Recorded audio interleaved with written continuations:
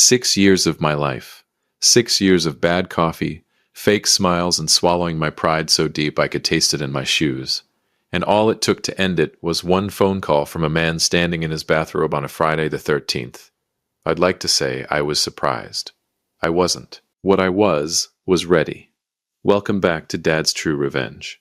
Grab your snacks, get comfortable, and remember, the people in these stories had every chance to behave themselves. They just chose wrong. Drop a comment and be sure to subscribe. You're going to love it here. Let me back you up a little, because this story doesn't start in Paris. It doesn't start with the phone call either. It starts on a rainy afternoon in March, 2 years before any of this, when I was elbow deep in a filing cabinet on the 18th floor of One Savannah Center, looking for a misplaced vendor contract that Peggy swore she'd filed under V, and I swore she'd filed under whatever letter she felt like that day. I never found the vendor contract. What I found instead was a dusty manila folder wedged behind the hanging files, fat with documents that hadn't seen daylight since the Reagan administration. The tab read, Harmon Equity Partners, Founding Charter and Blas. Origin, 1987. I almost put it back. Almost. I don't know what made me sit down and read it. Maybe boredom. Maybe something older and angrier than boredom. Because here's the thing about working for your father-in-law. It's not just a job. It's a daily reminder of exactly where you rank in someone else's story. And Buck Harmon had made it very clear from the moment Shelby introduced us 17 years ago at a dinner party in Ardsley Park that I was a supporting character in his. When Shelby introduced us, he looked me up and down the way a man inspects a used car he didn't ask to test drive, and he said, "So you're the one Shelby's been hiding. What is it you do again?" I told him I was in financial consulting. He nodded like I'd said I collected coupons. That was our beginning. It never really got better. So yes, maybe what made me sit down and read that founding charter was 6 years of being called sport by a 78-year-old man who built his entire identity on looking down at people from whatever height he could find. I read every single page, slowly. The way you read something when you have a feeling your life is about to change and you don't want to miss a single word. I almost missed it anyway. It was buried in Section 14, subsection C, dressed in the kind of legal language designed to make your eyes glaze and move on. But I read it 3 times and then a 4th, and by the 5th time I wasn't reading anymore. I was calculating. The clause said this: any employee of Harmon Equity Partners who is terminated without documented cause, following no fewer than 5 years of continuous full-time service, shall be entitled to equity compensation equivalent to 18% of company shares, valued at the time of termination. I sat very still for a long time. Then I called Randy. "Say that again," Randy said. We were at the Rusty Anchor on River Street, 2 beers in, the tourists gone, the bartender wiping glasses at the far end of the bar like he was paid to be invisible. "Say it slower this time. If Buck fires me without cause, after 5 continuous years of service, I said I get 18% of the company." Randy stared at me. "You've already been there 4 years. 4 years and 2 months. He picked up his beer, put it down without drinking. "Craig, that's not a clause, that's a lottery ticket. It's better than a lottery ticket. Lottery tickets are random. This one I can control." "How?" "I make him fire me. On my terms." After year 5, Randy looked at me the way a man looks at his best friend when he can't decide if he's watching a genius or a man having a very calm breakdown. Then he leaned back in his chair and said, "Does Shelby know?" "Not yet. You need to tell her." "I know. Craig." He leaned forward. "You need to tell her everything. Because if anybody in this world has a reason to want that old man brought down a peg, or 12, it's her." He wasn't wrong, and I think somewhere in the back of my mind I already knew that. I just needed to hear it out loud.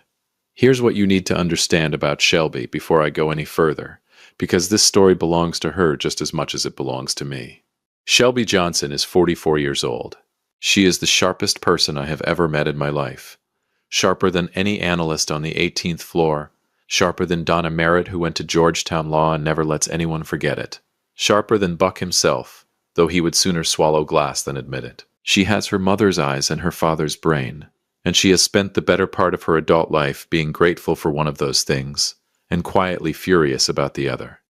Buck Harmon married Darlene Whitfield in 1974. By all accounts, the early years were fine. But Buck had a way of growing into his worst qualities the richer he got. And by the time Shelby was 12 years old, the house on Skidaway Island was not a good place to be. Buck didn't hit. He was too controlled for that, too image conscious. What he did was meaner and harder to prove. The kind of cruelty that lives in tone of voice and the specific way a man can make a woman feel like a burden simply by looking at her. He talked over Darlene at dinner parties. He corrected her in front of guests. He managed her the way he managed his portfolio, tracking every expenditure, questioning every decision, making her feel like a liability he was generously choosing to carry. Shelby watched all of it.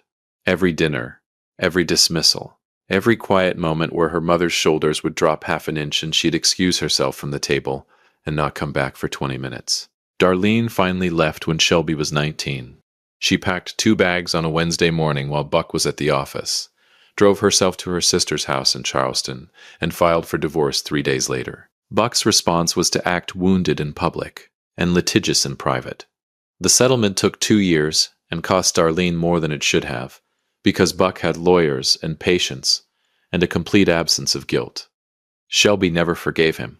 Not fully. Not the way fathers in the movies get forgiven in the third act with a speech and a hug.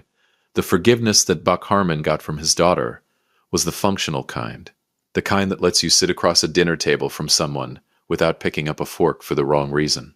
She maintained the relationship because Darlene asked her to, and because Shelby understood that burning that bridge completely would cost her more than it cost him. But she never forgot, and she never stopped keeping score. Which is why when I sat across from her at our kitchen table in Ardsley Park, with the founding documents spread between our coffee mugs, and walked her through Section 14, Subsection C, she didn't gasp, she didn't panic, she didn't ask me if I was sure. She read it 3 times, slower than I had. Then she looked up. He's never once read these documents, has he? It wasn't a question. He inherited the company, I said. He inherited everything. Never had to fight for any of it. Something moved across her face. Not anger exactly. Older than anger. More patient. He made my mother feel worthless for 20 years, she said quietly. He made me feel like I married down because I married someone he didn't pick. He has called you sport for 6 years, Craig. 6 years. She looked back down at the document. What do you need from me? Here's what you need to understand about Buck Harmon. He is 78 years old, built like a man who was once physically imposing and has never updated his self-image since. He has a full head of white hair that he maintains with the dedication most people reserve for their health, a permanent tan from weekends on his boat, and the handshake of a man who believes firmness communicates dominance. He inherited Harmon Equity Partners from his own father, grew it during the best bull market in American history, and has been dining on that accomplishment ever since.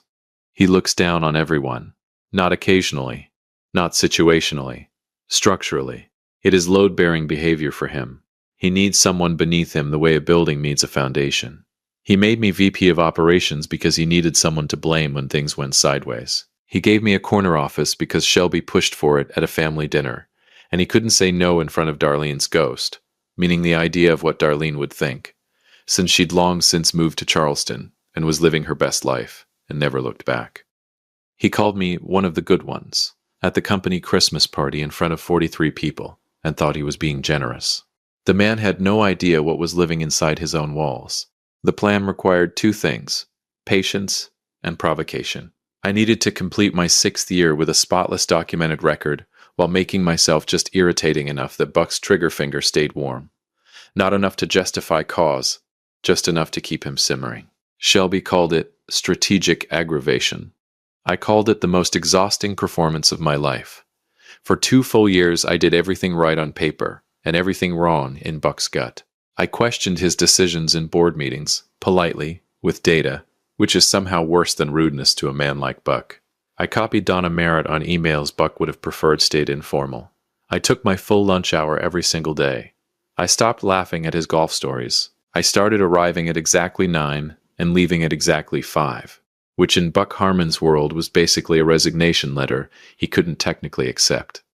You've been different lately, Buck told me one morning, swirling his coffee like a man who'd seen too many movies about powerful people. Something on your mind, sport? Just focused on the numbers, I said. They're looking strong. He didn't like that answer. He wanted me rattled. I gave him competent, and competent made him angrier than anything else I could have offered. I didn't know it yet, but Hank Prudhomme, Buck's VP and personal shadow, had already started whispering in Buck's ear, telling him I'd gotten too comfortable, that I was building something. I found this out from Peggy later, who heard everything and said nothing, which made her the most powerful person on the 18th floor. Then came the Paris idea. It was Shelby who planted it, which was the only way it would work. She brought it up over Sunday dinner at Buck's house, the kind of house that has a name instead of an address, and she did it the way she did everything, without drama, without telegraphing, just dropping it into the conversation like a stone into still water. Craig's never taken a real vacation, she said, refilling her water glass. 6 years. Not even a long weekend. I want us to go to Paris. 2 weeks. Constance, Buck's wife number 2, a pleasant woman from Augusta who had learned quickly not to have opinions at the dinner table, looked delighted. Oh, how romantic. Buck was cutting his steak. 2 weeks is a long time to be away. HR confirmed he has 31 unused vacation days, Shelby said. Donna's already signed off. Fully approved. She looked at me. Right? Fully approved, I said, and took a calm sip of sweet tea. Buck looked at me across that table, long enough to communicate something he couldn't say out loud. I held his gaze just long enough to be comfortable, and not long enough to be a challenge. He went back to his steak. Have fun, he said, like it cost him something. It cost him everything. He just didn't know it yet. We landed in Paris on Friday, June 6th. Shelby and I stood on the balcony of our hotel near the Seine, and she touched her wine glass to mine and said, "How many days?" 8, I said. Then he calls. You sure? Randy gave him 72 hours before he couldn't stand it anymore. I gave him 8 days. I know him better. She smiled. The real one. The one that 6 years of Sunday dinners with Buck Harmon had made rare enough that I kept count. On day 2, I sent Buck a photo of the Eiffel Tower. Caption, "Incredible city. Highly recommend." No response. Day 4, I had Peggy push 3 meetings to the following week, knowing the information would travel through Dale to Buck like water finding its level. Day 6, Shelby sent Constance a video from a rooftop restaurant.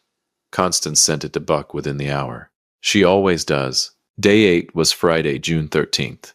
I was on the balcony, coffee in hand, watching Paris wake up, when my phone rang. I looked at the screen, then through the glass door at Shelby sitting on the bed. She looked up and nodded once. I answered. Buck, I said, what in the hell do you think you're doing? That voice. 30 years of employees had wilted under that voice. Preston tells me your whole department is running on autopilot. I've got 3 client calls pushed without my say-so, and you're standing in France eating, what? Croissants. I let him run. Almost to the end. Buck, don't you buck me. I am the CEO of this company and I built it from nothing. He hadn't, but this was not the moment, and I will not have some. You come back. Tonight.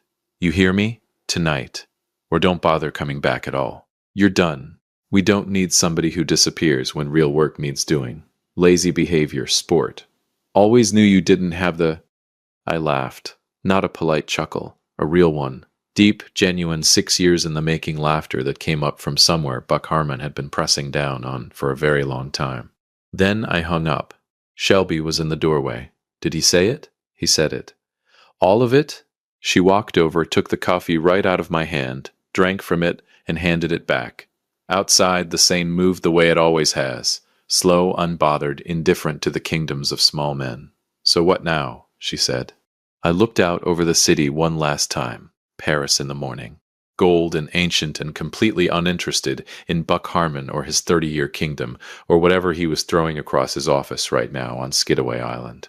Now we finish our vacation, I said, and then we go home and take everything that was always ours.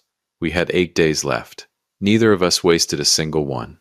There is a specific kind of silence that greets a man who just got fired over the phone in Paris and chose to finish his vacation. Anyway. I know this because I walked back into Savannah on Sunday, June 15th, and that silence met me at baggage claim, followed me to the car, and rode shotgun all the way down I-16, like a hitchhiker who knew exactly where we were going.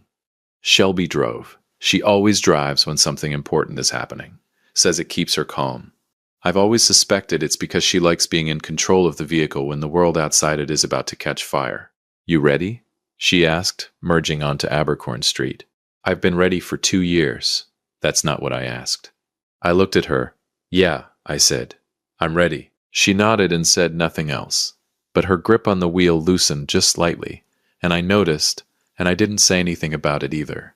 That's 20 years of marriage working the way it's supposed to. We didn't go to the office that day. Sunday was for unpacking, regrouping, and letting Buck Harmon marinate in whatever he'd been cooking since Friday.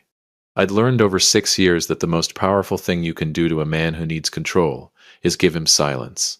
No calls, no emails, no groveling, just nothing. And nothing, to a man like Buck, is absolutely deafening. Randy came by that evening with a bottle of Blanton's, and the energy of a man who had been waiting 8 days to hear a full debrief. Walk me through it, he said, settling into my armchair like he owned it, which he basically did given how many hours he'd logged in it. Start from the phone call. So I did, and when I got to the part where I laughed and hung up, Randy covered his face with both hands and made a sound that was somewhere between a groan and a prayer. You hung up on Buck Harmon, he said. I did, mid-sentence. Technically just before the end of a sentence, yes. He looked at Shelby. Is he always like this? 20 years, she said, pouring herself a glass. You get used to it. Randy raised his bourbon to section 14, subsection C. We drank to that, all three of us. And for about 45 minutes sitting in our living room in Ardsley Park, with the ceiling fan turning slow overhead, and Savannah doing its warm June thing outside the windows, everything felt almost too easy. I didn't know it yet, but Easy was about to take an extended leave of absence. Monday, June 16th. Day one of the rest of Buck Harmon's life, though he didn't know it yet. I put on my best suit, the charcoal one Shelby picked out 3 Christmases ago, that Buck once called a little much for the office, and I drove downtown. I parked in my usual spot in the One Savannah Center garage, took the elevator to the 18th floor, and walked through the glass doors of Harmon Equity Partners at exactly 8:59 in the morning. The reception area went quiet, the way a restaurant goes quiet when someone walks in and everyone recognizes them, but nobody wants to be the first to say so. Lola Crane, my secretary, was at her desk. She looked up and her eyes did 3 things in rapid succession: relief, panic, and then the professional mask that she'd spent 15 years perfecting. She was good, but I was better. Morning, Lola, I said. Mr. Johnson, she said carefully. I wasn't sure we'd be seeing you today. Why wouldn't you? She opened her mouth, closed it, glanced down the hall toward Buck's corner office. Mr. Harmon called a department head meeting for 9 o'clock. Perfect, I said. I love department head meetings. I went anyway. The conference room on the 18th floor has floor-to-ceiling windows that look out over the Savannah River, which is a beautiful view that nobody ever actually looks at, because Buck Harmon fills every room he enters the way weather fills a forecast. He was standing at the head of the table when I walked in, reading glasses on, a stack of papers in front of him, looking every one of his 78 years and refusing to acknowledge a single one of them. Hank Prudhomme was to his left. Preston, always positioned exactly 1 seat closer to Buck than everyone else, was to his right. Carol Stanton, the board's swing vote and the only person in that room whose opinion actually mattered in the long run, was at the far end, scrolling her phone with the focused disinterest of a woman who had seen everything. The room had 7 people in it. It had 8 when I walked in. Buck looked up. And here is what I want you to understand about that moment. The man did not flinch. 78 years of absolute authority had given him a face that simply did not register surprise in any visible way. What crossed his expression instead was something slower and more deliberate. Recalibration. Like a chess player who just watched the opponent make a move he hadn't expected and was now deciding whether to be impressed or angry. He chose angry. He always chose angry. Craig, he said, the way you say the name of a dog that has just chewed through its leash. Buck, I said, the way you say the name of a man who doesn't know he's already lost.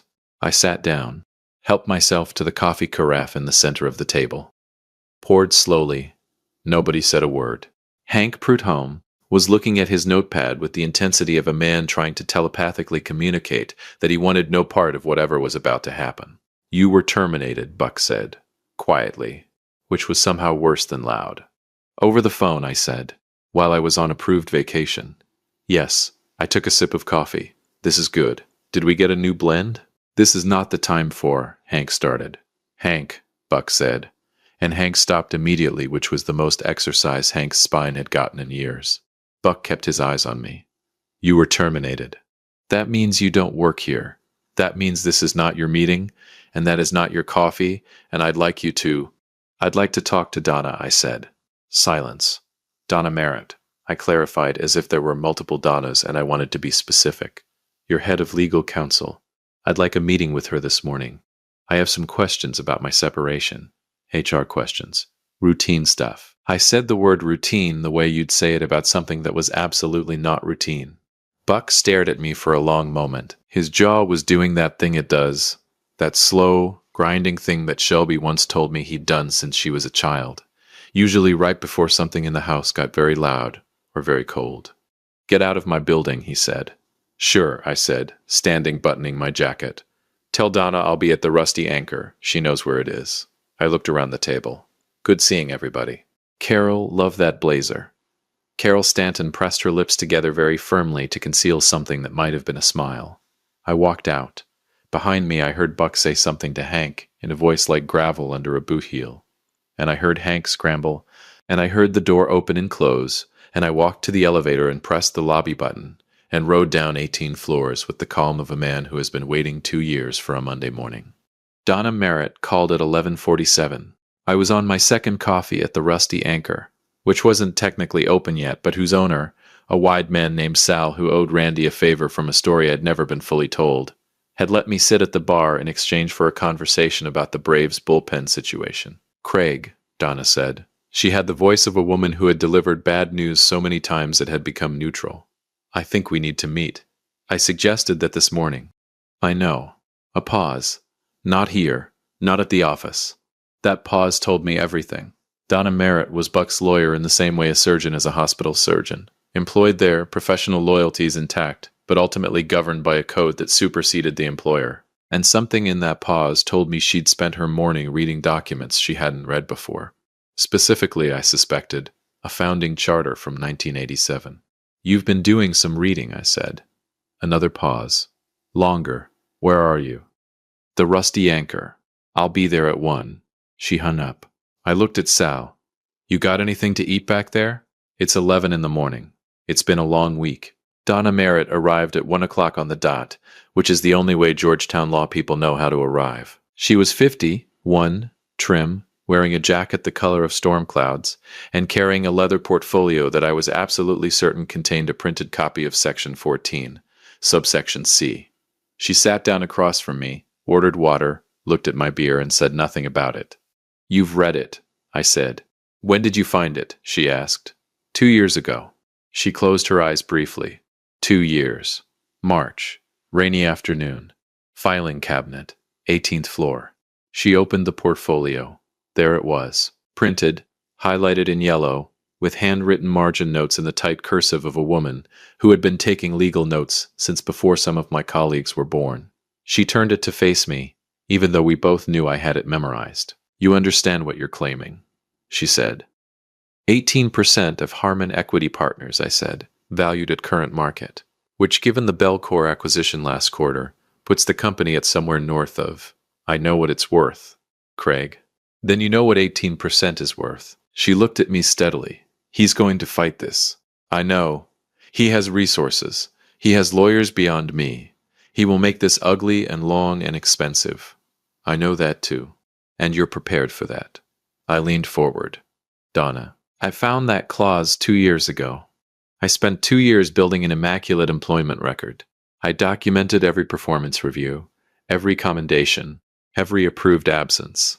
I have 6 years of clean, unimpeachable service, and a termination that was delivered verbally over an international phone call, with 0 documented cause to an employee on approved vacation. I sat back. I'm not just prepared.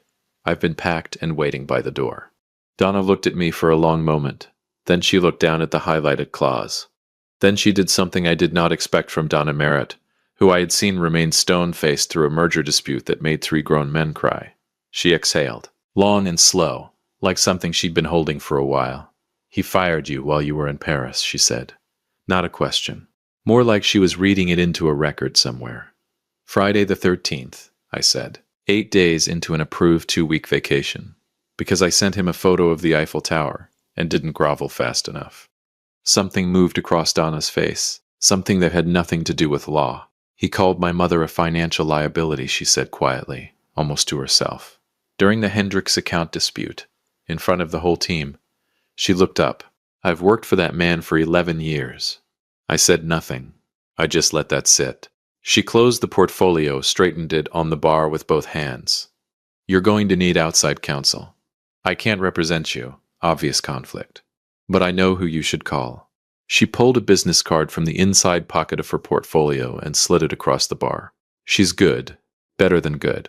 And she will absolutely love this case. I picked up the card, looked at it. One more thing, Donna said, standing, gathering herself back into her professional shape. The board meets Thursday, regular quarterly session. Carol Stanton chairs the governance committee. She held my gaze for exactly 1 second longer than necessary. Attendance is open to any active stakeholder. Then she picked up her water, took one sip, set it down, and walked out. I looked at the business card for a long moment. Then I called Shelby. It's moving, I said when she picked up. How fast? I looked at the card in my hand, then out the window at the Savannah River, brown and slow and older than every single problem Buck Harmon had ever created. Faster than he's going to be able to keep up with, I said. On the other end of the line, my 44-year-old wife, who had watched her father dismantle her mother, one dinner party at a time, who had spent 20 years maintaining a relationship with a man who saw her as an accessory to his legacy, who had read Section 14, subsection C, and felt something shift permanently inside her, laughed, really laughed. And somewhere across town, in a corner office on the 18th floor of One Savannah Center, I was willing to bet that Buck Harmon's jaw was grinding again. Good. Let it grind. Thursday was 4 days away, and I had a board meeting to prepare for. 6 years of sport, 6 years of bad coffee, manufactured gratitude, and swallowing things that should have been said out loud in rooms full of people. 6 years of watching a 78-year-old man run his kingdom like God had personally endorsed him for the role. Thursday came like it always does, quietly, without ceremony, completely indifferent to the fact that everything was about to change. I was up at 5:30, showered, dressed, standing in the kitchen in the charcoal suit while Savannah did its slow, humid morning thing outside the window. Shelby came downstairs at 6, saw me standing there, and didn't say good morning. Just walked to the cabinet, pulled out 2 mugs, and poured. Today, she said. Not a question. Today, I said. We drank in silence. It was the most married we had ever felt in 20 years together, which is saying something considerable. I arrived at 8:40 with my outside counsel, Victoria Reese, referred by Donna Merritt, 53 years old, 38 wins from 41 cases, and the kind of woman who walks into a room like she's already read the ending. We rode the elevator to the 18th floor. Lola Crane looked up, saw us both, and reached for her phone. Don't bother, I said. We know the way. Buck was at the head of the conference table, Hank to his left, Preston to his right, Carol Stanton at the far end with a legal pad and reading glasses, and the patience of someone who had been waiting for this particular meeting longer than she'd admitted to anyone. Victoria distributed 12 bound copies of Section 14, subsection C, without ceremony or preamble. The room read. The room went quiet. Buck's jaw started grinding. This is a stunt, he said. It's a clause, Mr. Harmon, Victoria said in the tone of a kindergarten teacher correcting a child who genuinely knows better. A legally binding clause in your own founding document. Mr. Johnson was terminated without documented cause after 6 years and 4 days of continuous full-time service. The threshold was 5 years. The math isn't complicated. I want Donna in here. The door opened, Donna Merritt walked in, and sat exactly in the middle of the table, not Buck's side, not mine, which told the room everything. Tell them it's unenforceable, Buck said. Donna looked up from her portfolio. The clause is enforceable. I've spent 3 days looking for a way to tell you otherwise, and I cannot find one. She said it the way doctors deliver hard news. Clean. Final. I'm sorry. Something moved across Buck's face that I had never seen there in 6 years. The specific expression of a man who has just run out of room. He turned to me, and he made the mistake that men like him always make when the walls close in. He went personal. You never belonged here, he said. Low. controlled. The voice that had made Darlene excuse herself from dinner tables for 20 years. I gave you a job because my daughter asked me to. You have been a passenger since day one. A well-dressed, ungrateful passenger. And you want to stand there and claim 18% of something you had absolutely nothing to do with building.